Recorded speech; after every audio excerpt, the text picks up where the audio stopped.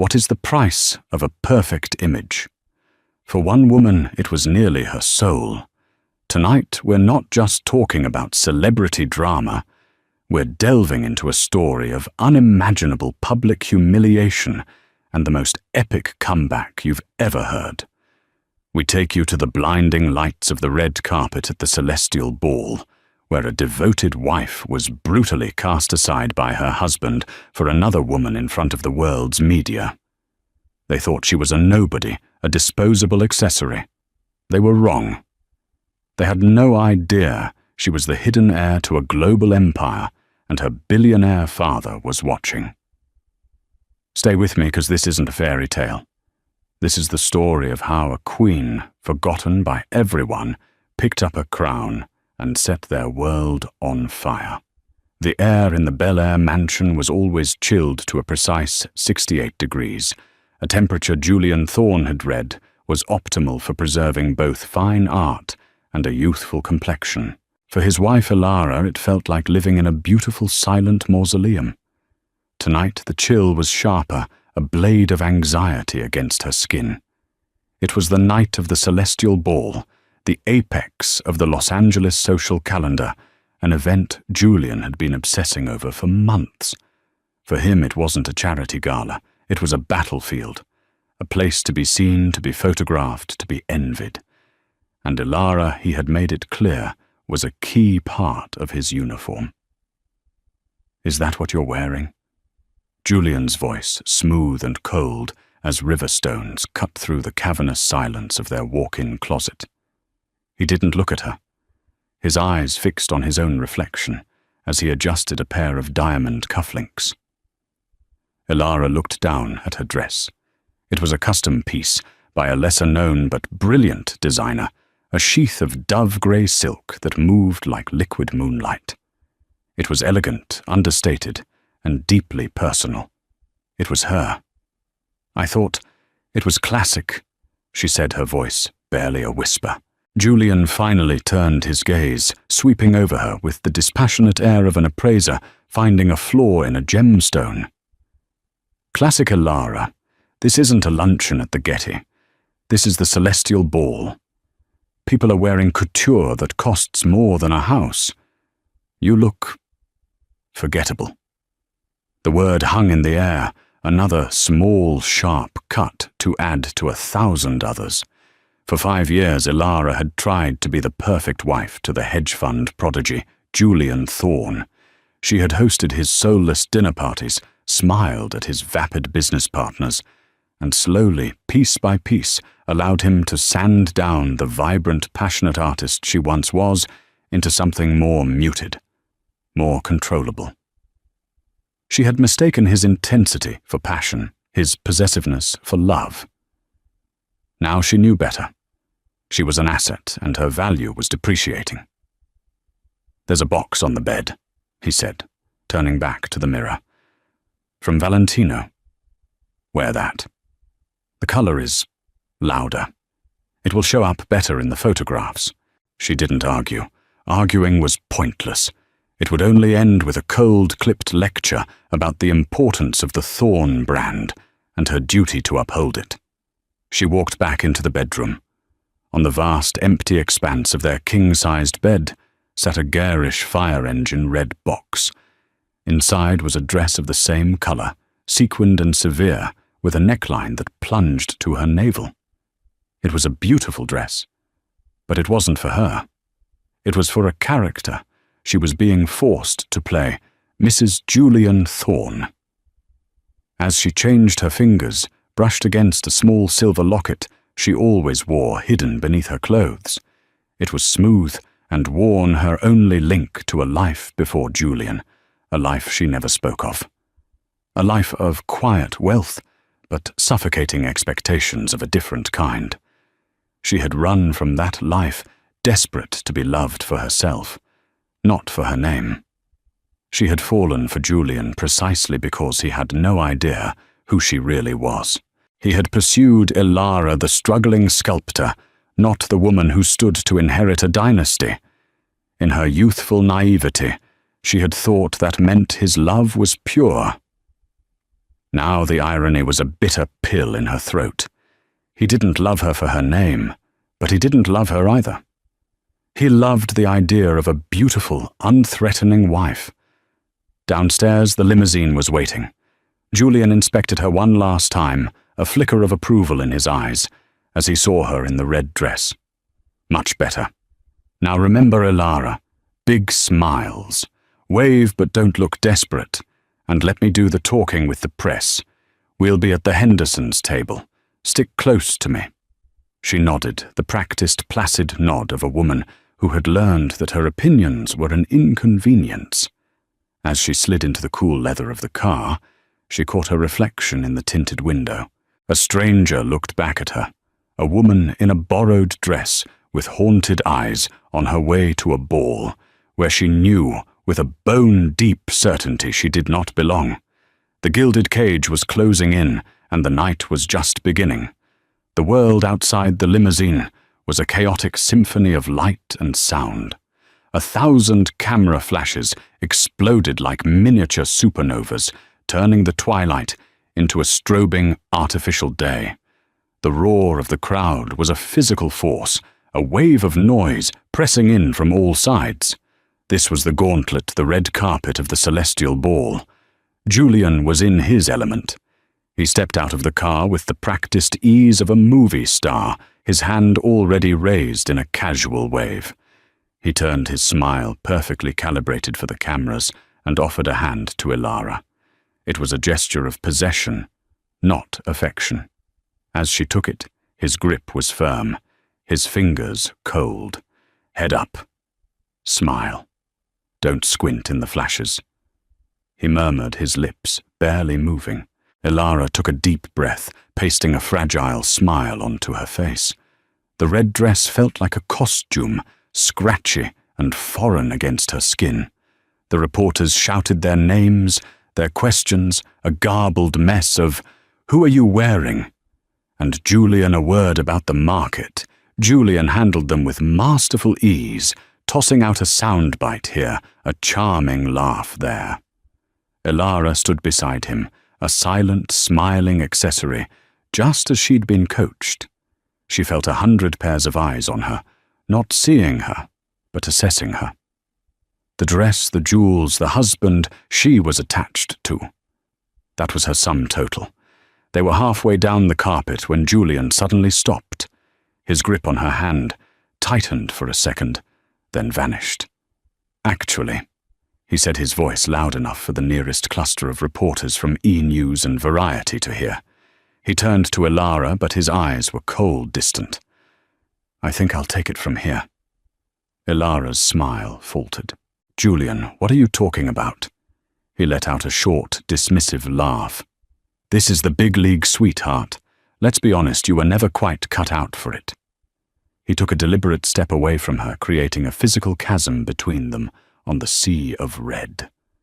Confusion morphed into a sickening dread in the pit of Elara's stomach.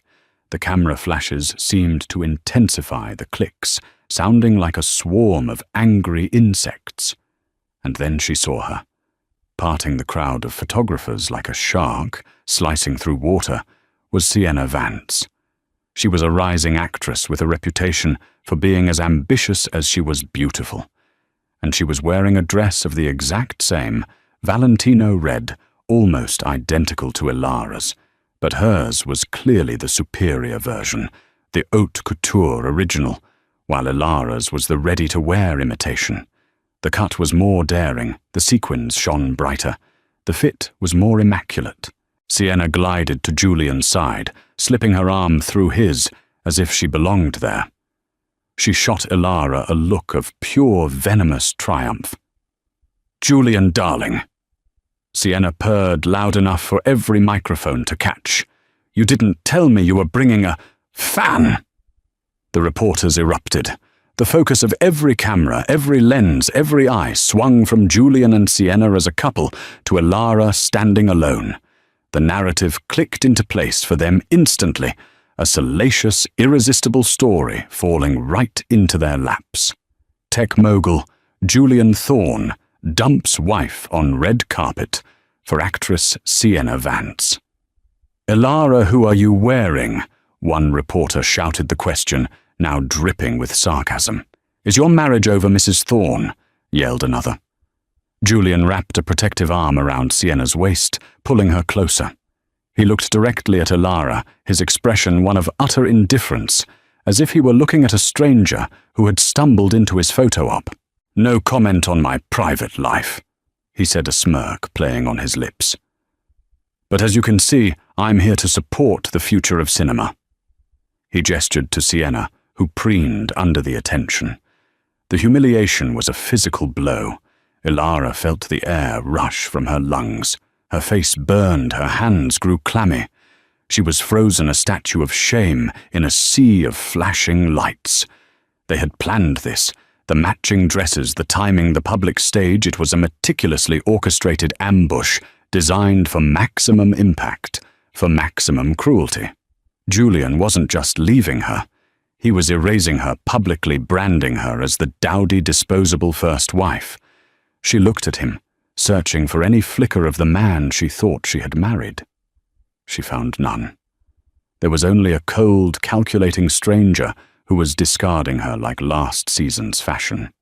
He and Sienna turned their backs on her and began walking towards the entrance of the ballroom, a triumphant new power couple. The press-smelling blood swarmed around Elara. The flashes were blinding, the questions like daggers. She felt her knees weaken. She wanted to disappear, to dissolve into the plush red carpet beneath her feet. She was utterly, completely alone. A forgotten woman in a knockoff dress, left behind in the glare of the spotlight they had so viciously stolen from her. Panic, cold and sharp, seized Elara. She had to get out. Turning her back on the ravenous pack of reporters, she fled. She didn't head for the ballroom entrance, but veered off to the side towards a service corridor she spotted near the velvet ropes.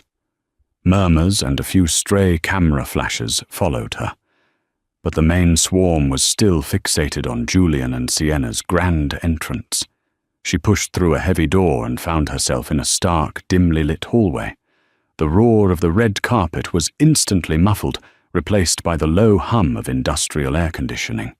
The glamour of the celestial ball was a world away. Here it smelled of disinfectant and catering. Leaning against the cool concrete wall, Elara finally let herself breathe. A dry, ragged sob escaped her lips, but no tears came. She was too numb, too hollowed out by the sheer, calculated cruelty of it all. It wasn't a breakup. It was an execution. Julian hadn't just ended their marriage. He had tried to end her, to annihilate her social standing and self-worth in one fell swoop. She slid down the wall, her ridiculous red dress bunching around her. What was she supposed to do? Now call a cab in a couture gown with no purse, since Julian's assistant always held everything. Go back to the silent, empty mansion that had never felt like a home. Every option felt like a different shade of defeat. She had run away from one gilded cage only to lock herself in another far more brutal one. Her father, with all his power and influence, had been overbearing and controlling, but he had never been cruel. He had wanted to protect her from a world he knew was filled with men like Julian Thorne. In her desperate bid for freedom and a normal life, she had proven him right. The thought was its own special kind of agony. "Mrs. Thorne." The voice was deep calm and utterly unexpected. Elara's head snapped up. Standing at the end of the corridor was a man in a simple, impeccably tailored black suit. He was tall with short-cropped grey hair and an air of quiet authority that was more intimidating than any overt display of power. He wasn't a guest or a staff member. He was something else, entirely. I think you have the wrong person," Elara stammered, her voice hoarse. "That's not my name anymore, it seems." The man walked closer, his steps silent on the concrete floor. His expression was unreadable, but his eyes held a flicker of something that looked like sympathy. "My name is Marcus," he said. "And I have been looking for you, Ilara." The sound of her given name spoken by this stranger was a shock. No one in Julian's world called her Ilara. It was always Mrs. Thorne or Julian's wife. "How do you know my name?" she asked, a sliver of fear cutting through her numbness. Marcus stopped a respectful distance from her. "Your father sent me. He asked me to keep an eye on you. From a distance." Ilara's heart stopped. Her father, Alistair Sterling, the reclusive titan of industry father she hadn't spoken to in over 6 years, the man whose world of private jets board meetings and global influence she had so emphatically rejected. My father. The words felt foreign on her tongue. He doesn't know anything about my life here. "Oh, I believe he knows everything, Ms. Sterling." Marcus corrected her gently, using her real surname, the name that carried the weight of a global empire. "He respected your wish for independence. He never interfered. But he has always had people nearby. For emergencies." Marcus's gaze flickered towards the door leading back to the red carpet. "And I believe tonight qualifies as an emergency." Ilara stared at him, her mind reeling. All these years she had thought she was completely on her own, forging her own path. But a safety net had been there all along, invisible and silent. The realization was both comforting and deeply unsettling. Marcus reached into his jacket and pulled out not a weapon, but a sleek, featureless satellite phone. "He wants to speak with you." He held it out to her. Ilara looked at the phone as if it were a lifeline thrown into a raging sea. Her hands trembled as she took it. It was cool and heavy, a solid, tangible link to a past she had tried to bury. She pressed the phone to her ear, her heart pounding, a frantic rhythm against her ribs. She heard the faint hiss of a secure connection, and then a voice she hadn't heard in years, a voice that had once been the sole authority in her life. It was deeper, perhaps a little gravelly with age, but instantly overwhelmingly familiar. "Ilara," said the voice of Alistair Sterling, "it's time to come home." The voice on the other end of the line was like a key turning in a lock deep inside her. It unlocked a flood of memories of sitting on his knee in a cavernous library, smelling of old books and leather, of him teaching her how to read stock tickers before she could properly ride a bike, of the suffocating weight of his expectations. "Father," she whispered the word, feeling clumsy in her mouth. "I'm here, my girl." Alistair Sterling's voice was steady, a bedrock of certainty in her swirling chaos. "I saw what happened. The whole world did. Marcus is sending you a link. It's a live feed." Ilara's brow furrowed. A live feed of what? Of a lesson being taught. His voice held a note of cold fury that she remembered well, a quiet rage he reserved for betrayals and unacceptable failures. That young man, Julian Thorne, he made 2 critical errors tonight. The first was underestimating my daughter. The second was doing it so publicly that he left me no choice but to respond. As he spoke, a text alert chimed. It was Marcus sending a live stream from one of the major news outlets covering the gala. The video showed Julian and Sienna posing inside the ballroom, champagne glasses in hand, soaking in their moment. The chyron at the bottom of the screen read, "Finance King Julian Thorne debuts new love." "Why did you leave Ilara?" her father asked, his voice softening. It wasn't an accusation. It was a genuine question, one he had clearly pondered for 6 years.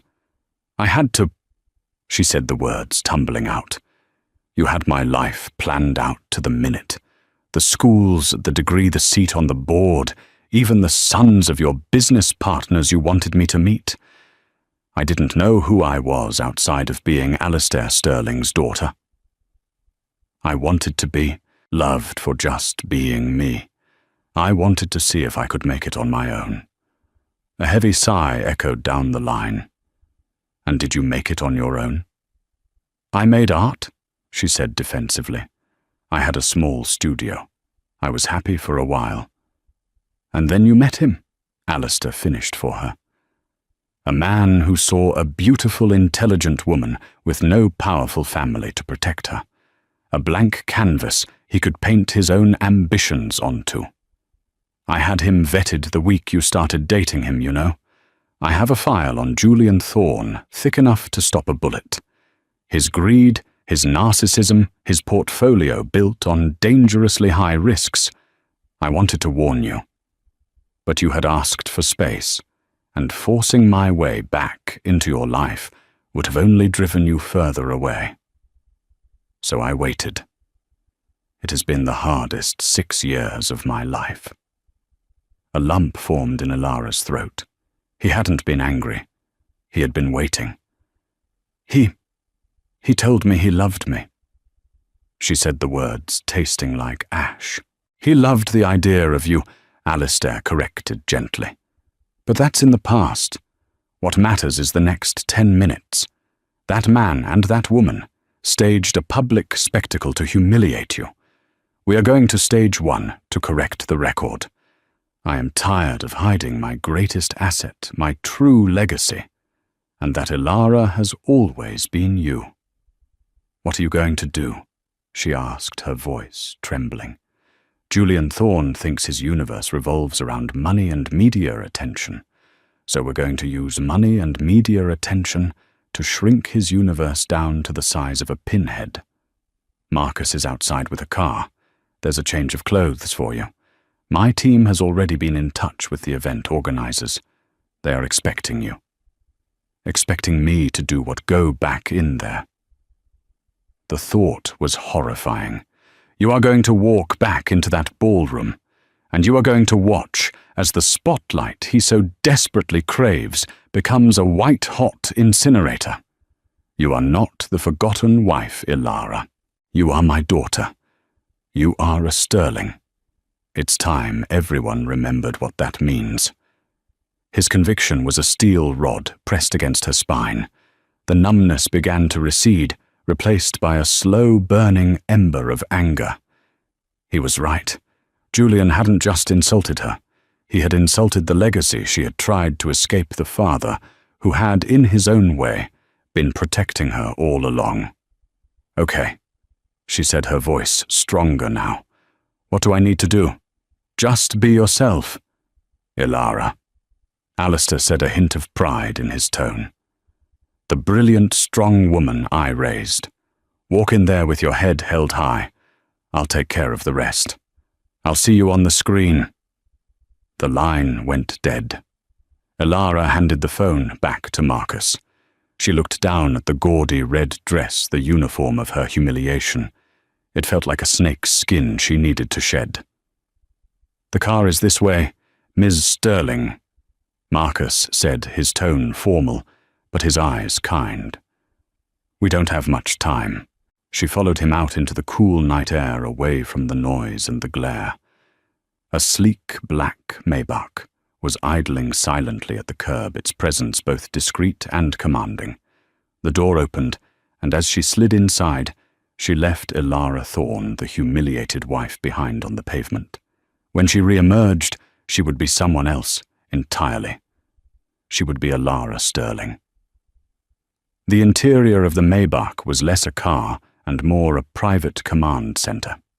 A fresh bottle of water and a neatly folded garment bag lay on the seat. Marcus drove with silent, unnerving efficiency, circling the venue to a private high-security entrance reserved for heads of state and A-list celebrities seeking to avoid the main red carpet. Your father had this sent from his private collection, Marcus said, nodding to the garment bag. He thought it would be more appropriate. Inside the bag was a dress that was the polar opposite of the Valentino. It was a custom Schiaparelli gown, a masterpiece of midnight blue velvet, so dark it seemed to absorb the light around it. It wasn't loud or revealing. Its power was in its structure, strong architectural shoulders, a clean line that swept to the floor, and a single breathtaking piece of jewelry integrated into the neckline, a cascade of diamonds and sapphires from the sterling family vault, shaped like a constellation of stars. It was armor made of silk and starlight. As Elara changed, she felt a profound transformation. The red dress had been a costume of submission. This gown was a declaration. It was the armor of her birthright. Along with the dress was a small velvet box containing a pair of sapphire earrings and a simple instruction card. Put your hair up. Let them see your face. With practiced hands, she swept her hair into an elegant, severe chignon at the nape of her neck. When she looked at her reflection in the car's vanity mirror, the face that stared back was different. The fear was gone, replaced by a steely resolve. The sterling jawline, her father's jawline, seemed more pronounced. Her eyes, which had been clouded with hurt, were now clear and focused the color of a stormy sea. Marcus handed her a small earpiece. Your father will be able to speak to you through this. His technical team is ready. She fitted the earpiece, the small device, cool against her skin. I'm ready, she said. The car pulled up to the private entrance. 2 members of the gala's executive board were waiting, their faces a mixture of anxiety and awe. They had clearly received a call from someone they didn't dare disobey. Ms. Sterling, one of them said, bowing his head slightly. Welcome. We apologize for the disturbance earlier. Please allow us to escort you. They walked her through a private corridor, bypassing the clamor of the main lobby. As they neared the grand ballroom doors, Elara could hear the drone of conversation, the clinking of glasses, and the soft strains of a jazz quartet. It was the sound of a world that had discarded her only 30 minutes ago. Hold for a moment. Her father's voice crackled softly in her ear. Let them get comfortable in their little victory.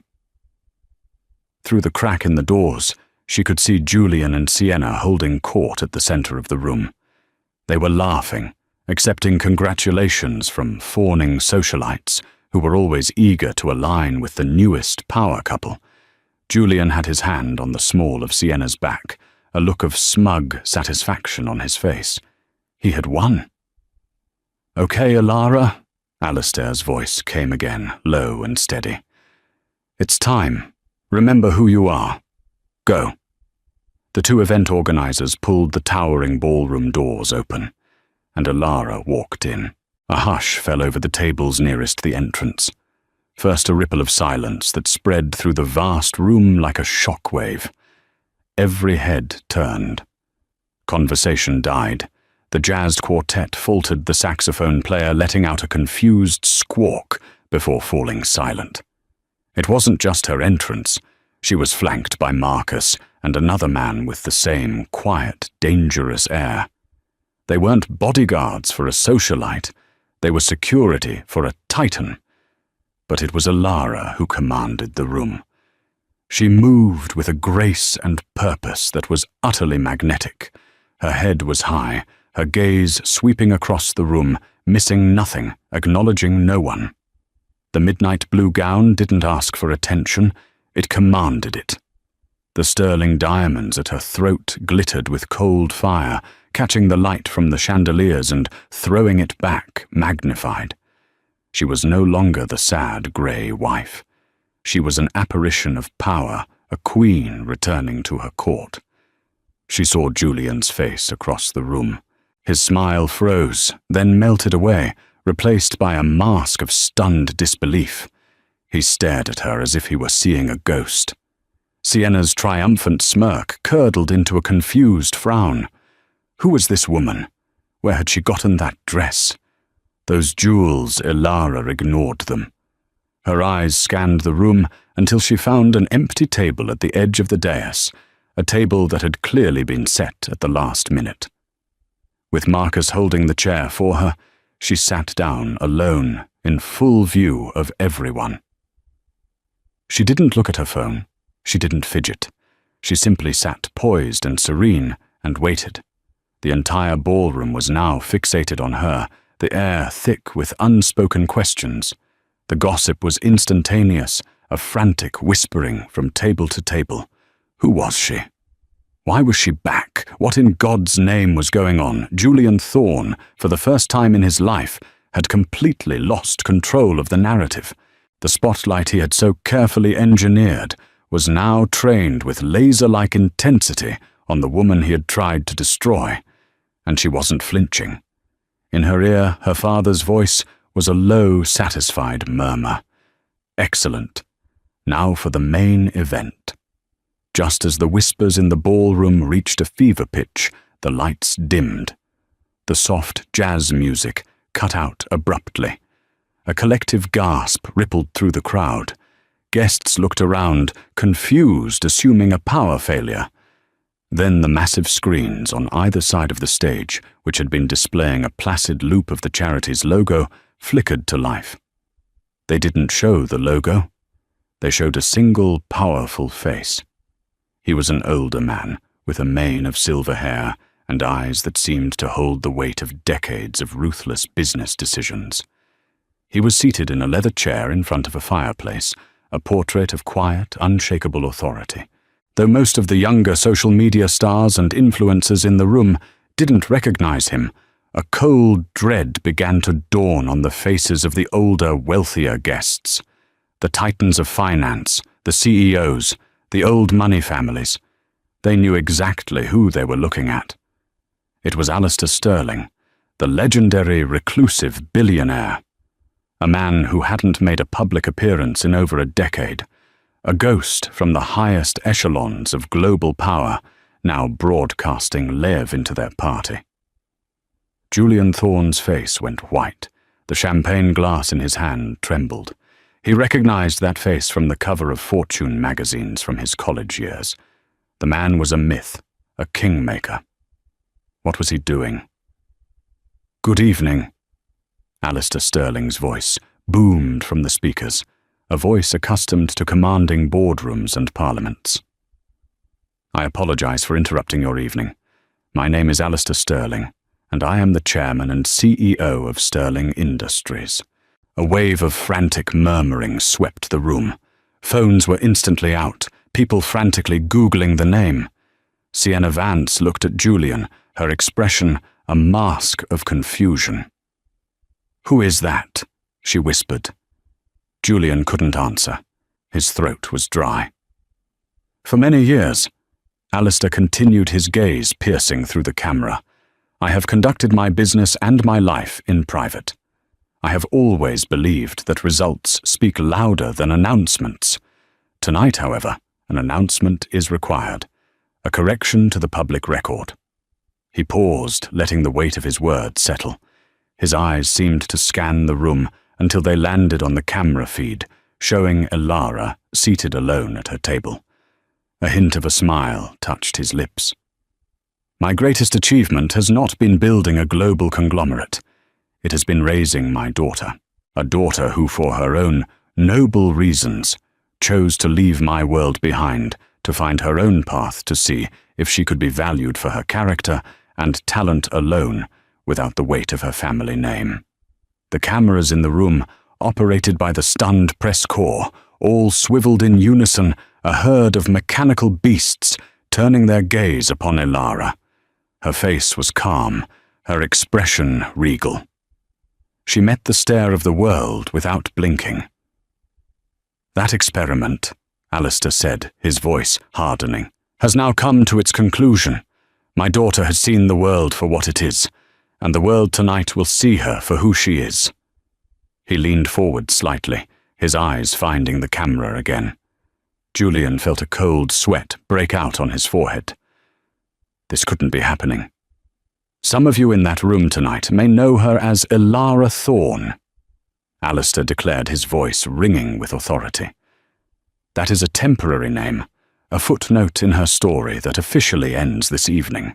To me and to the world from this moment forward, she is Elara Sterling, my daughter, My only child. He let that sink in. The sound in the ballroom was one of 1,000 minds simultaneously exploding. Elara Julian Thorne's meek, discarded wife was the sole heir to the Sterling Empire.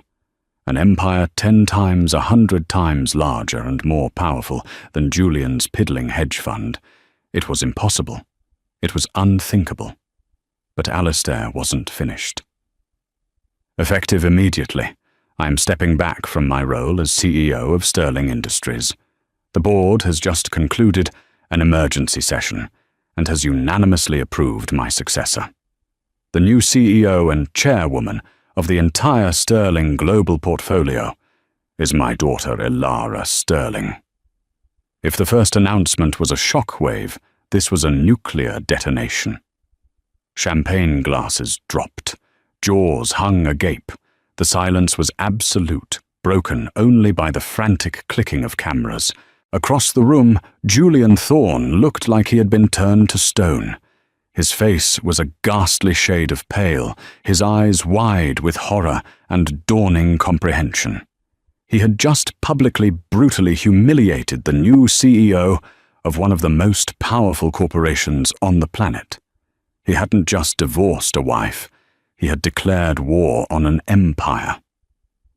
Sienna Vance slowly backed away from him, her own face a canvas of disbelief and terror. She had hitched her wagon to a shooting star, only to discover it was a meteor plummeting back to Earth. Alistair Sterling's face on the screen softened as he looked at his daughter one last time. "Welcome home, Elara. Make me proud." The screens went black. The lights in the ballroom came back up, blindingly bright. For a moment, there was a stunned, breathless silence. Then the entire room erupted into chaos. The reporters, no longer caring about Julian or Sienna, stampeded towards Elara's table, tripping over each other, shouting her new name. Ms. Sterling, Ms. Sterling, a comment. "When did this happen?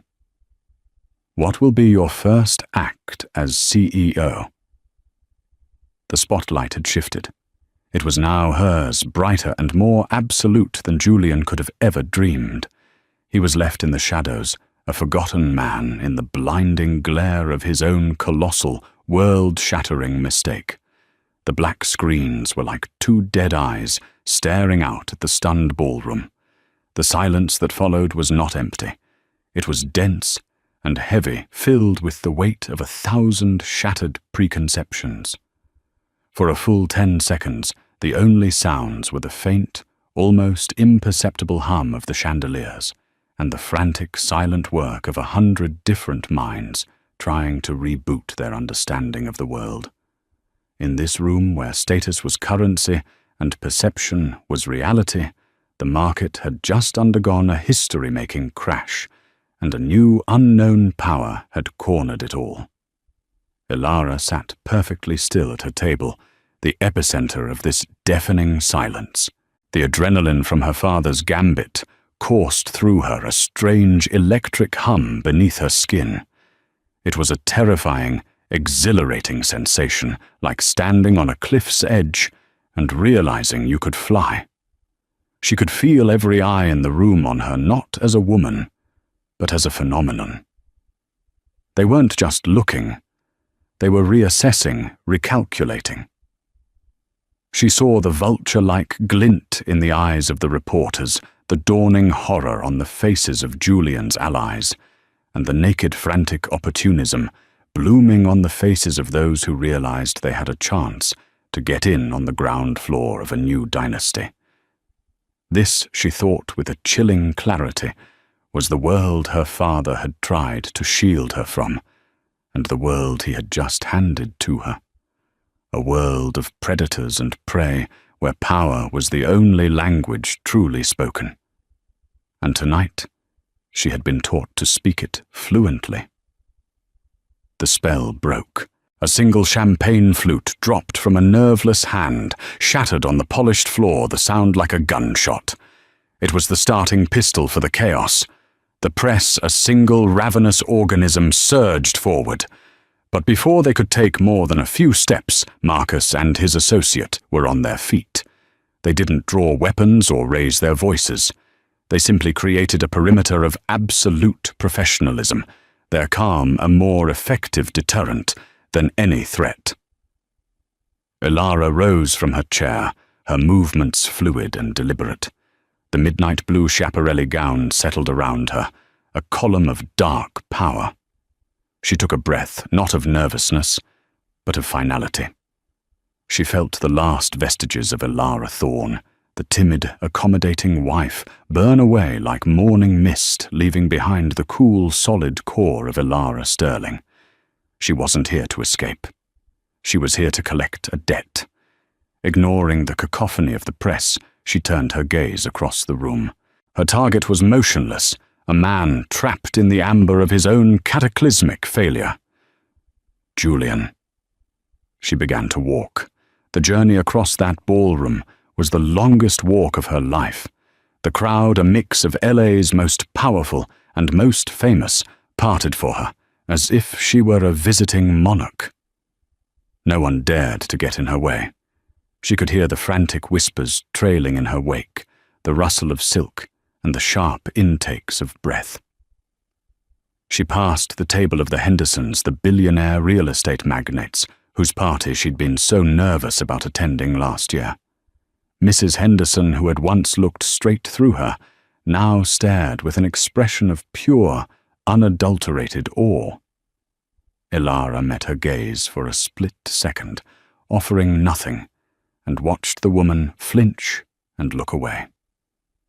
Her path took her past men who had condescendingly called her honey at Julian's dinner parties, and women who had whispered about her simple clothes behind her back.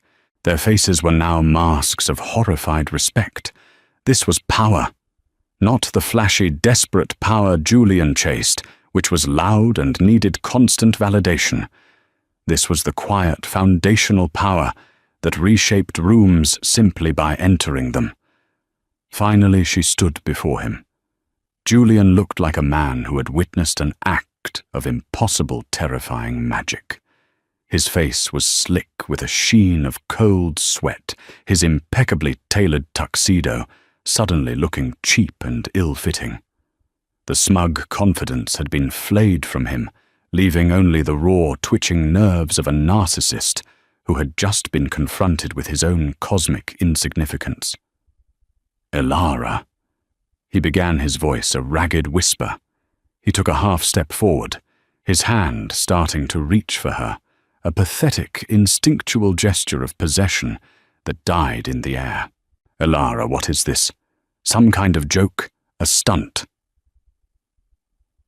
Elara looked at the man she had once loved, the man she had shared a bed with and a life with, and felt a profound and final disconnect.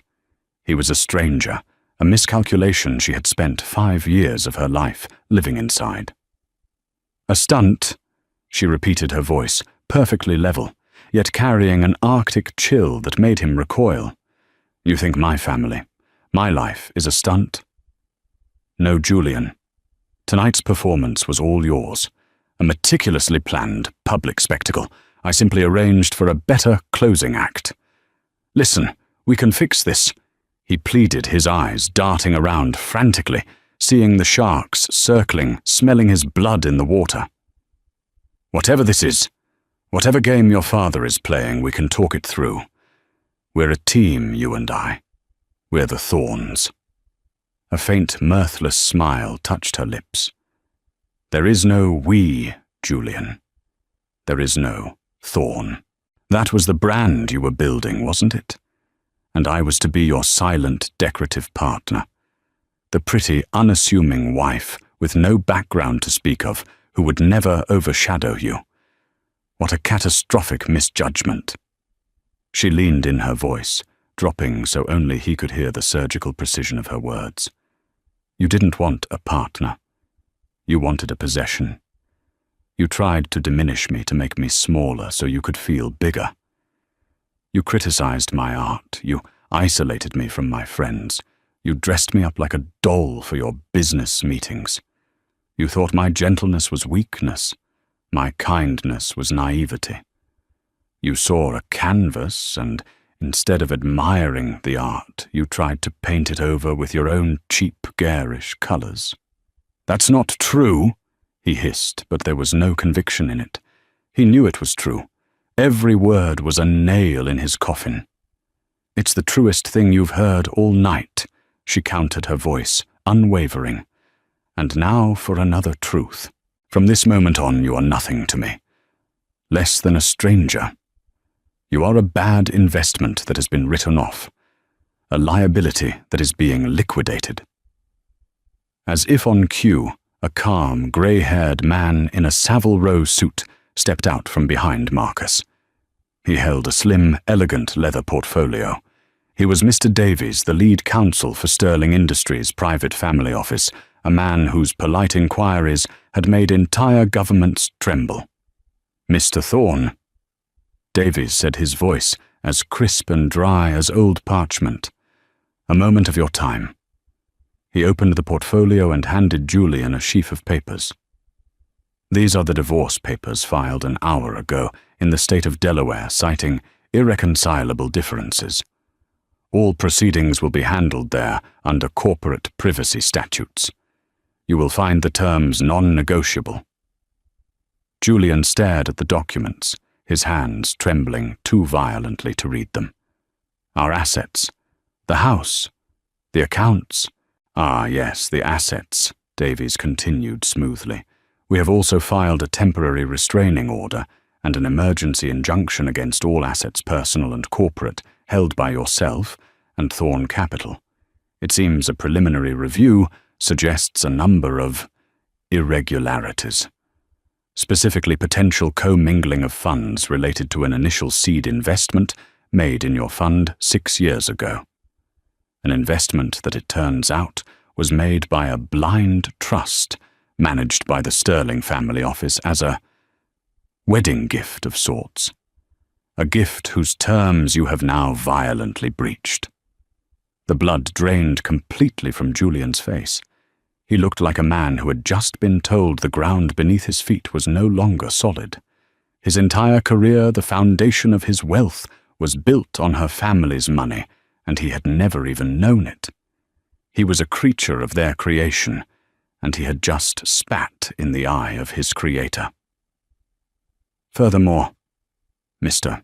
Davies added, as a final twist of the knife, a full, independent, and rather aggressive forensic audit will commence at 8 a.m. tomorrow morning. I'm told the SEC has a particular interest in hedge funds that show unusual trading patterns just before major corporate succession announcements. It is, I believe, a rather active line of inquiry for them. I would advise you to find legal counsel. Very, very good legal counsel. Julian finally crumbled. The carefully constructed facade of the Wall Street Titan shattered, revealing the terrified, insecure man beneath. He looked at Elara, his eyes wide with a primal terror. He had been so proud of his kingdom, and in the space of 10 minutes she had shown him that it was nothing but a sandbox she had allowed him to play in. Satisfied, Elara gave a small nod to Mr. Davies. The reckoning was complete. She turned away from the wreckage of her husband, leaving him to the silence and the predatory stares of his former peers. Her path to the exit was clear, but one final obstacle stood in her way. Near the grand doors, Sienna Vance materialized her face, a desperate painting of feigned sympathy. She had shed her earlier triumphant smirk and was now wearing a mask of doe-eyed concern. Elara, she said, her voice dripping with manufactured sweetness. I am so sorry. I had no idea. Julian is a monster. He manipulated me. He lied to me. Elara stopped and looked at the actress.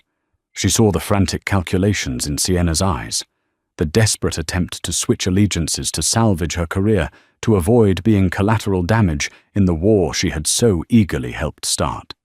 Miss Vance, Elara said, her voice calm and clear, loud enough for those nearby to hear.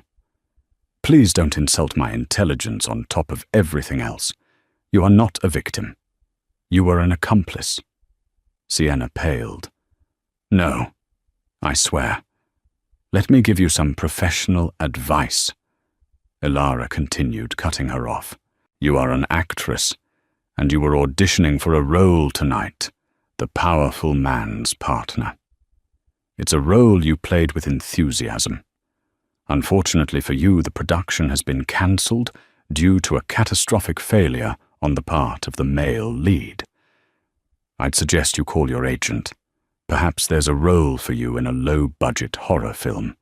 You have a genuine talent for looking terrified. The small crowd around them gasped, then tried to stifle their laughter. Sienna Vance stood utterly humiliated, exposed as the transactional shallow climber she was. Elara didn't give her a second glance. She walked through the grand doors Marcus, holding them open for her, and stepped out into the blessedly cool night air. The cacophony of the gala faded behind her, a distant, irrelevant noise. The Maybach was waiting at the curb, a silent black promise of a new life. As she slid into the plush leather interior, a secure phone on the seat buzzed. It was her father. She answered. I'm out. I saw Alistair Sterling's voice was filled with a deep, rumbling pride. You handled that with the grace of a queen and the ruthlessness of a Sterling. How do you feel? Elara looked out the window as the car pulled away, the grand venue shrinking in the distance. How did she feel? It wasn't triumph. It wasn't happiness. It was a profound, quiet sense of alignment, as if a piece of her soul that had been dislocated for years had just snapped back into place. I feel clear, she said finally. For the first time in a long time, I feel clear. Good, he said. Marcus will take you to the penthouse. It's been yours all along. We have much to discuss tomorrow, Madam CEO. She smiled a real smile this time. I look forward to it, Mr. Chairman. She ended the call and looked at her own hands in the dim light of the car. They were sculptor's hands, accustomed to shaping clay and stone. Now they were expected to shape a global empire. Perhaps it wasn't so different. Both required vision, patience, and the strength to chip away everything that wasn't essential to reveal the form that lay hidden within. The car ascended the winding roads into the hills, leaving the sprawling lights of the city below. They weren't heading back to the cold Bel Air mansion. They were heading higher, to the Sterling Grandview penthouse, a place she hadn't seen since she was a girl. A place with panoramic windows that looked down on the entire city. A new home, a new throne. From up there, the glittering world that had tried to break her would look very, very small. And so Elara Sterling walked away, not just from a cheating husband, but from a life that was never truly hers. This wasn't just a story about revenge, it was a story about reclamation. It's about reclaiming your name, your power, and your worth when the world tries to tell you that you have none. Julian and Sienna wanted to make her invisible, but they ended up giving her the biggest spotlight on earth. It's a powerful reminder that true value isn't in who you're standing next to on a red carpet, but in the strength you find within yourself when you're left standing alone. What did you think of Julian's epic downfall? Was it karma, or was it a masterfully played game of chess? Let me know your thoughts in the comments below. What do you think Elara's first move as CEO should be? If you love stories of justice, epic comebacks, and watching bullies get exactly what they deserve, please hit that like button, share this video with someone who needs a dose of empowerment, and most importantly, subscribe to the channel and turn on notifications. You won't want to miss the stories we have coming up next. Thank you for listening.